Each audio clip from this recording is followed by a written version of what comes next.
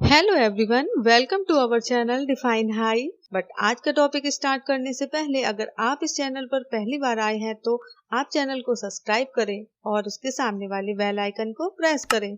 अच्छा लगे तो लाइक करें और अपने फ्रेंड्स के साथ शेयर भी करें। आज हम पढ़ेंगे chapter number 5 separation of substances. So now we start. In our daily life, there are many instances when we notice a substances being separated from a mixture of materials. कह रहे हैं हमारी डेली लाइफ में हम ऐसे बहुत सारे example देखते हैं जब हम एक सबस्टांसेस को बहुत सारे मटेरियल्स के मिक्सचर से सेपरेट करते हैं। ठीक है, नीचे कह रहे हैं tea leaves are separated from the liquid with a strainer while preparing tea. Figure number 5.1 ये आपको शो किया जा रहा है। इसमें कह रहे हैं कि चाय बनाते समय टी लीव्स को लिक्विड से स्टेनर से सेपरेट किया जाता है। स्टेनर का मीन्स होता है छन्नी से, जैसा कि आपको यहाँ पे फिगर नंबर 5.1 में शो किया गया है। नेक्स्ट आपसे कह रहे हैं कि grain is separated from stock.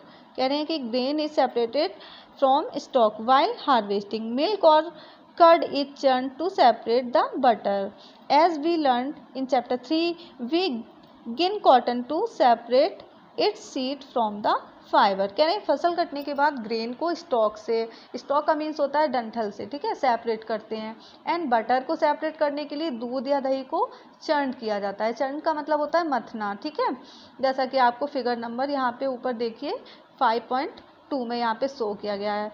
इस तरह से आप दूध और मिल्क एंड कर्ड को क्या करते हैं, चर्न करते हैं और बटर बनाते हैं। ठीक है, नेक्स्ट आपसे कहा जा रहा है यहाँ पे कि चैप्टर नंबर 3 लिखा है, chapter number 3 we gin cotton to separate its seed from the fibres. कह रहे हैं चैप्टर 3 में हमने सीखा है कि फाइबर से सीड को सेपरेट करने के लिए हम गिनिंग की प्रोसेस का यूज करते हैं।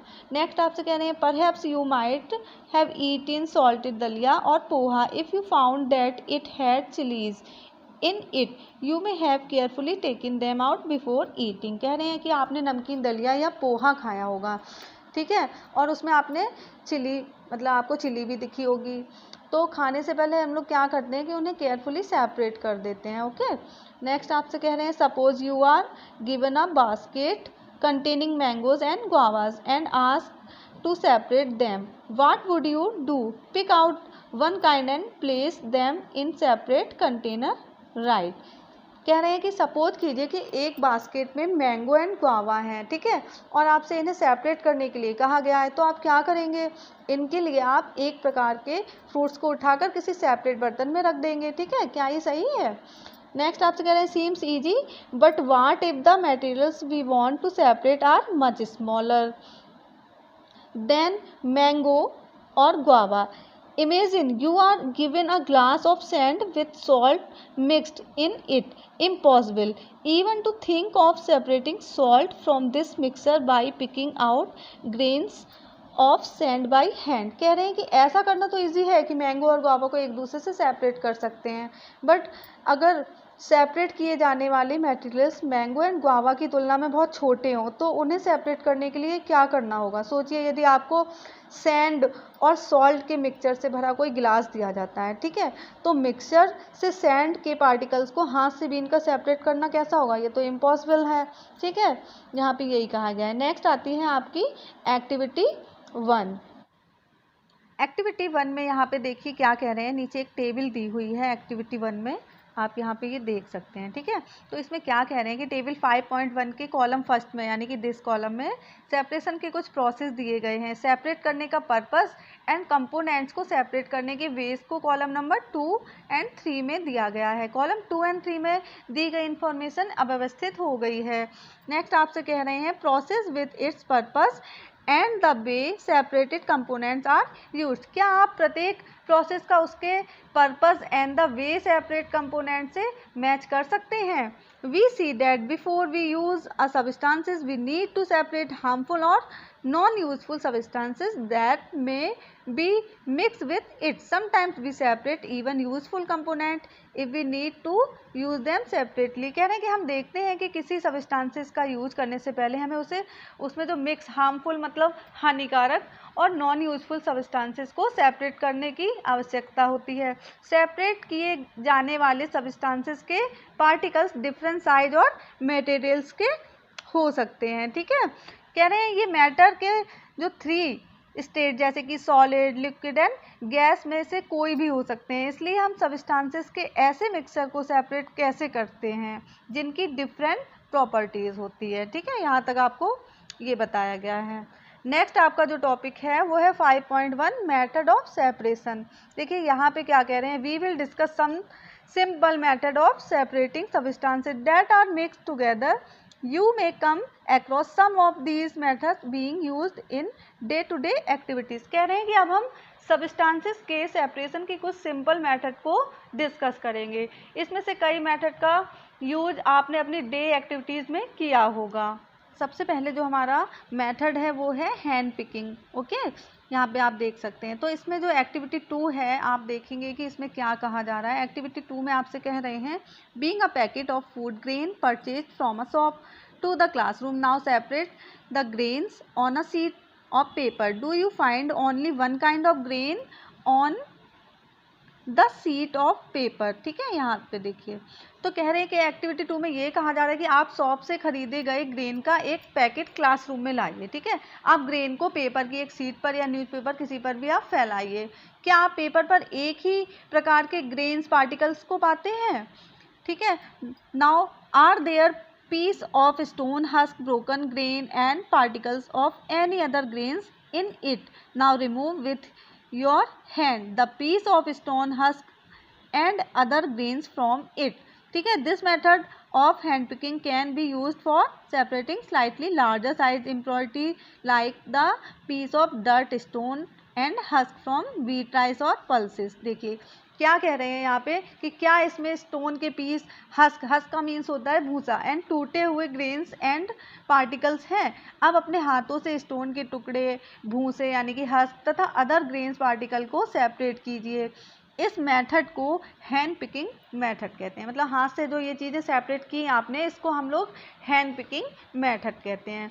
फिर कह रहे हैं हैंड पिकिंग मेथड का use wheat, rice and pulses से, कुछ बड़ी मिट्टी के कट जैसे होते हैं, ठीक है, स्टोन होता है एंड हस्क जैसे कि भूसा को सेपरेट करने के लिए किया जा सकता है, जैसा कि आपको फिगर नंबर 5.3 में यहाँ पे दिखाया गया है। आप देख सकते हैं यहाँ पे हैंड पिकिंग करते हुए आपको ये दिखाई दे रहा है। ये ग्रेन्स को बड़ा बड़ा इसमें जो हस्क या स्टोन है उसको ये सेपरेट करके यहाँ पे अलग किया जा रहा है। ठीक है, नेक्स्ट आपकी जो प्रोसेस है, मेथड है जो आपका, वो है थ्रेसिंग। ठीक है, यहाँ पे आप देखेंगे ये थ्रेसिंग प्रोसेस के बारे में पढ़ेंगे। You must have seen bundles of wheat और paddy stalk lying in field after harvesting the crops. देखिए जो थ्रेसिंग मेथड है, आपने देखा होगा कि खेतों में गेहूं या चावल की सूखी डंडियां, मतलब कि स्टॉक का मीन्स होता है डंडियों के जो बंडल देखे होंगे, जब फसल को काट लिया जाता है ना तो वो खेत में पड़े होते हैं। ठीक है, तो स्टॉक से ग्रेन को सेपरेट करने से पहले क्या किया जाता है, धूप में सुखाया जाता है। ईच स्टॉक पर बहुत सारे, मतलब एक एक स्टॉक पर बहुत सारे ग्रेन सीड लगे होते हैं। फील्ड में रखे ऐसे सैकड़ों बंडल्स पर लगे ग्रेन सीड के बारे में आप थोड़ा इमेज करिए कि आप उससे कैसे उसको सेपरेट करेंगे। तो फार्मर कैसे, यानी कि किसान कैसे इन स्टॉक का मीन्स वही सूखी डंडियों से ग्रेन सीड को सेपरेट करते हैं। ठीक है, One may pluck mangoes or guava from the trees, but grain seed are much smaller than mangoes or guava, so plucking them from their stalk would be impossible. How does one separate grain seed from their stalk? The process that is used to separate grain from stalk, etc., is threshing. In this process, the stalk are beaten to free the grain seed।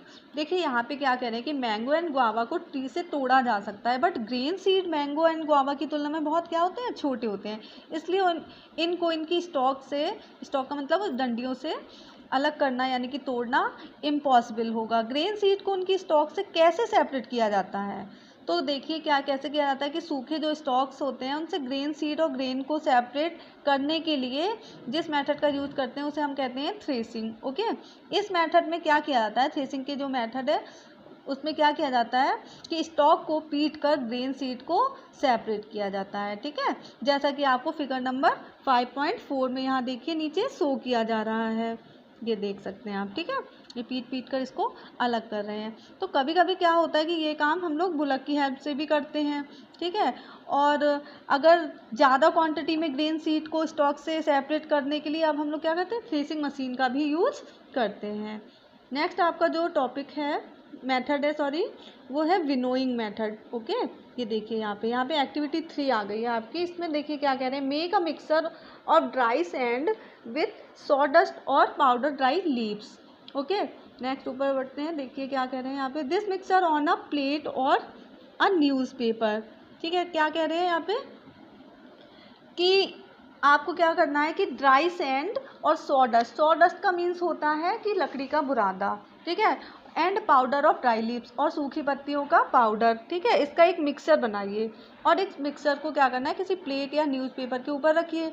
अब mixer को आप लोग ध्यान से देखिए, क्या आप दोनों कंपोनेंट्स को ईजिली सेपरेट कर सकते हैं? आप जो ये कंपोनेंट्स हैं उसको ईजिली सेपरेट कर सकते हैं? क्या इन कंपोनेंट्स को हैंड पिकिंग द्वारा सेपरेट करना पॉसिबल होगा आपके लिए? ये हैंड पिकिंग के थ्रू आप इसको सेपरेट कर सकते हैं। तो कह रहे हैं, now take your mixture to an open ground and stand on a raised platform, put the mixture in a plate और sheet of paper, hold the plate और the sheet of paper containing the mixer at your shoulder height till it slightly so that the mixer slide out slowly। कह रहे हैं अब आप क्या करिए कि इस मिक्सर को ओपन ग्राउंड में ले जाइए, ठीक है, और किसी ऊंचे प्लेटफॉर्म पर खड़े हो जाइए। मिक्सर को प्लेट या न्यूज़पेपर पर रखिए, ठीक है। जिस प्लेट या न्यूज़पेपर पर मिक्सर रखा है उसे पकड़कर हवा में कंधे की ऊंचाई तक, ठीक है, जैसा कि ये देखिए फिगर में यहाँ पे आपको दिखाया जा रहा है, इस तरह से करना है, ठीक है। कंधे की ऊंचाई तक ले जाकर थोड़ा सा टेढ़ा कीजिए, जिससे कि मिक्सर धीरे धीरे नीचे स्लाइड का मीन्स होता है फिसलता हुआ, ठीक है, फिसले। क्या होगा कि जो हल्के कंपोनेंट्स होंगे वो थोड़ा दूर गिर जाते हैं और जो थोड़े हैवी कंपोनेंट्स होते हैं वो नीचे गिरते जाते हैं, जैसा कि आप यहाँ पे देख रहे होंगे इस फिगर में कि ये देखिए ये हल्के हल्के जो कंपोनेंट्स हैं वो यहाँ पे जैसे हस्क वगैरह है ये यहाँ पे आपका गिर रहा है और जो ग्रेन है वो यहाँ पे नीचे आ रहा है, ठीक है। तो इस तरह से आपका ये विनोइंग की प्रोसेस होती है। तो यहाँ पे क्या कह रहे हैं कि जो this method of separating component of mixer is called winnowing. Winnowing is used to separate heavier and lighter component of a mixer by wind or by blowing air। कह रहे मिक्सर के कंपोनेंट को इस प्रकार सेपरेट करने की method को winnowing method कहते हैं, जैसा कि आपको फिगर नंबर 5.5 से दिखाया गया है। नेक्स्ट जो मेथड है हमारा वो है सीविंग मेथड, ठीक है। Sometimes we may wish to prepare a dish with flour, we need to remove impurities and brain that may be present in it. What do? We use a sieve and pour the flour into it. Sieving allows the fine flour particles to pass through the holes of the sieve while the bigger impurities remain on the sieve। कह रहे हैं कि आपने देखा होगा कि कभी कभी हमें आटे से डिश बनाने की इच्छा होती है, ठीक है, तो इसमें क्या होता है कि इसमें प्रेजेंट ब्रेन का मीन्स होता है चोकर या भूसी एंड अदर जो इम्प्योरिटीज़ होती है उसको सेपरेट करने की ज़रूरत होती है। तो इसके लिए हम क्या करते हैं, छन्नी का यूज़ करते हैं, यानी कि सीप का यूज़ करते हैं और उसमें आटा डालते हैं। आटे के जो स्मॉल पार्टिकल्स होते हैं वो छन्नी के होल से पास होकर निकल जाते हैं और जो बिगर इम्प्योरिटीज़ होती हैं वो छन्नी में रह जाती हैं, ठीक है, जैसा कि आपको यहाँ पे दिखाया भी जा रहा है आपको फिगर नंबर 5.6 में। ये देखिए आपको आटा छानते हुए दिखाया, तो जो बिग इम्प्योरिटीज़ होती हैं वो यहाँ रह जाती हैं और जो फ्लोर होता है वो हमारा फाइन फ्लोर वो नीचे आ जाता है, ठीक है। नेक्स्ट आपसे यहाँ पे क्या कह रहे हैं कि इन अ फ्लोर मिल, ये देखिए यहाँ पे कह रहे हैं in a flour mill impurities like husk and stone are remove from wheat before grinding it. कह रहे हैं कि आटे की मिल में गेहूं को पीसने से पहले उसमें क्या करते हैं, स्टोन हस्क जैसी इम्प्योरिटीज़ को हटाया जाता है। तो उसके लिए क्या करते हैं, हम गेहूं की बोरी को एक तिरछी छन्नी पर डाला जाता है, ठीक है, और सीविंग द्वारा स्टोन स्टॉक्स एंड हस्क, ठीक है, इनको जो विनोइंग एंड थ्रेसिंग के बाद गेहूं में रह जाते हैं उनको क्या किया जाता है, हटाया जाता है, ठीक है। तो आपने इसी प्रकार के सीप्स का यानी कि चलनों का यूज करते हुए होम कंस्ट्रक्शन वाली जगह पर देखा होगा कि सैंड से वो कंकड़ और पत्थर को स्टोन्स को सेपरेट करने के लिए यूज में लाते हुए आपने देखा होगा, ठीक है, जैसा कि आपको फिगर नंबर यहाँ पे देखिए 5.7 में आपको ये देखिए दिखाया जा रहा है यहाँ पर। तो यहाँ पे आपको सैंड डालते हैं और जो स्टोन्स वगैरह होते हैं वो ऊपर ही रह जाते हैं, बिग इम्प्योरिटीज़ होती हैं और जो सैंड होती है वो यहाँ पे नीचे गिर जाती है। नेक्स्ट आपकी आती है एक्टिविटी नंबर 4।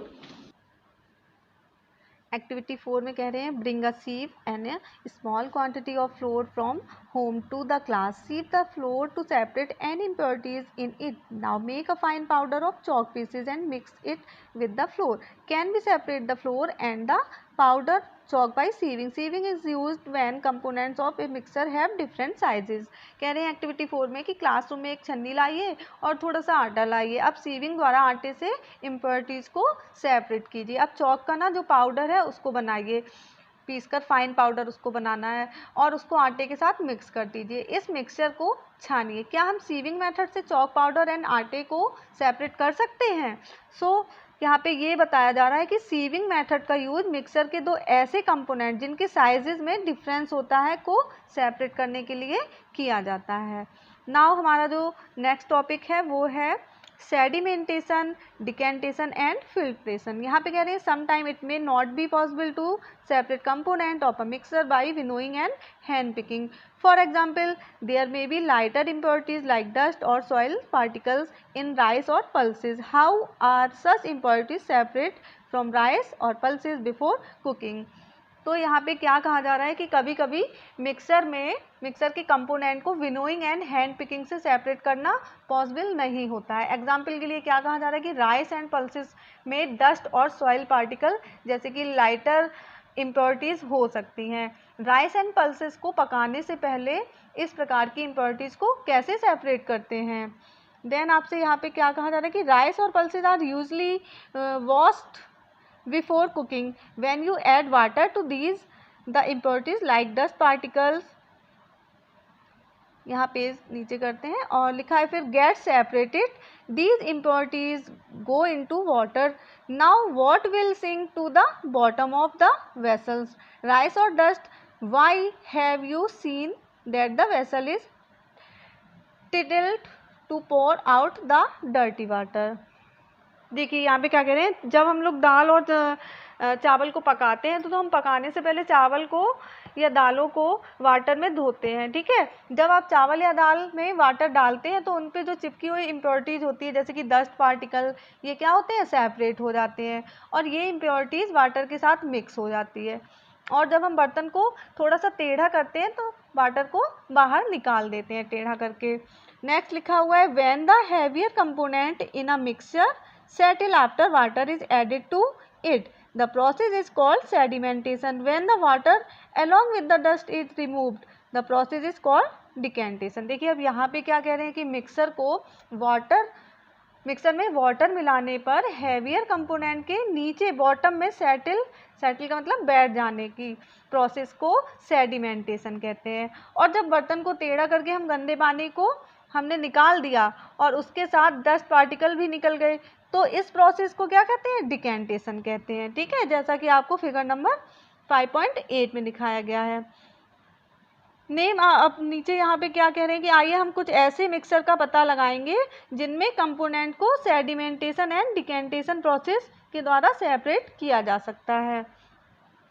नाउ फिर यहाँ पे क्या कह रहे हैं कि the same principle is used for separating a mixture of two liquids that do not mix with each other.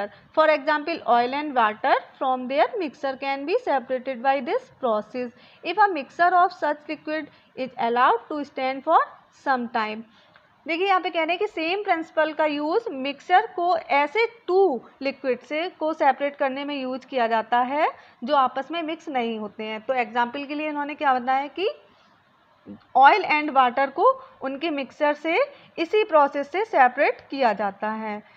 यदि लिक्विड के ऐसे मिक्सर को कुछ समय के लिए रखा रहने दें, मतलब ऐसे छोड़ दें थोड़ी देर के लिए, तो वे दो सेपरेट लेयर में डिवाइड हो जाते हैं, यानी कि बढ़ जाते हैं, सेपरेट लेयर बना लेते हैं। इसके बाद जो कंपोनेंट टॉप लेयर बनाता है उसे डिकेंटेशन द्वारा सेपरेट कर लेते हैं। नेक्स्ट आपसे यहाँ कह रहे हैं कि let us again consider a mixture of a solid and liquid. After preparing tea, what do you do to remove the tea leaves? Usually we use strainer to remove tea leaves. Try decantation, it helps a little, but do you still get a few leaves in your tea? अब यहाँ पे क्या करें कि आइए फिर से solid and liquid के किसी मिक्सचर पर विचार करें। चाय को तैयार करने के बाद आप टी लीव्स को क्या करते हैं, सेपरेट करने के लिए क्या करते हैं, अक्सर आप स्टेनर का यूज करते हैं। स्टेनर का मतलब छन्नी का, ठीक है। आइए डिकेंटेशन प्रोसेस का यूज करके देखें, इसके द्वारा कुछ हेल्प मिलती है, बट क्या आपको टी में फ्यू लीव्स अब भी मिलती हैं? नेक्स्ट पेज अप करिए, यहाँ पे देखते हैं क्या लिखा हुआ है। Did all the tea leaves remain in the strainer? The process is called filtration. कह रहे हैं आप चाय को एक स्टेनर में डाल दीजिए, क्या सभी टी लीव्स स्टेनर में रह जाती हैं? और इस प्रोसेस को फिल्ट्रेशन कहते हैं। देखिए हम लोग जब चाय बनाते हैं तो उसको छानते हैं तो टी लीव सारी आपकी स्टेनर में रह जाती है, तो ये जो आपका प्रोसेस है वो क्या हुआ, फिल्ट्रेशन। इस प्रोसेस को क्या कहते हैं, फिल्ट्रेशन।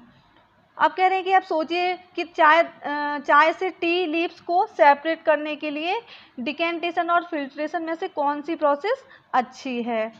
नेक्स्ट आती है आपकी एक्टिविटी नंबर 5, आगे का चैप्टर पार्ट 2 में।